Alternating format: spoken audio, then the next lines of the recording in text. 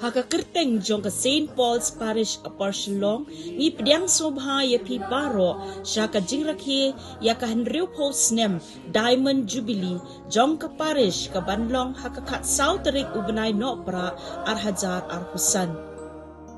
Ngi wer ngobha kerpang ya ki pait riunget jong ke dingyay Parish, mau nyang la Parish, Pomlakrai sub-district, bat ki pait riunget jong ke zone 2, ban ya poilang siya katay ke jingpendan buram, ban ay ngu ya ublay triken ran, ka ban sedang da ka mas bakut, haka por si po bajin min step Hamadan Parish.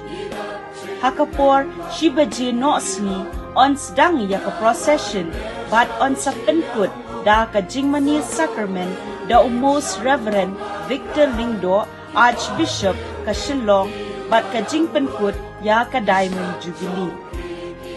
Kajaka penyeng kali kinlong kumni harum. Kikali he kibawan na kitay Pomlakrai, dinye bat mau nyang la kin penyeng ha ka madan yelekay jong ka St. Paul Seminary, bat kikali red baro kin penyeng ha ka madan basketball jong ka St. Paul Seminary. Kikali jong ki padat sistar ki nong syak khot ngobha bat ki wei kin penyeng ha plau jong ka St. Saviour's Minor Seminary.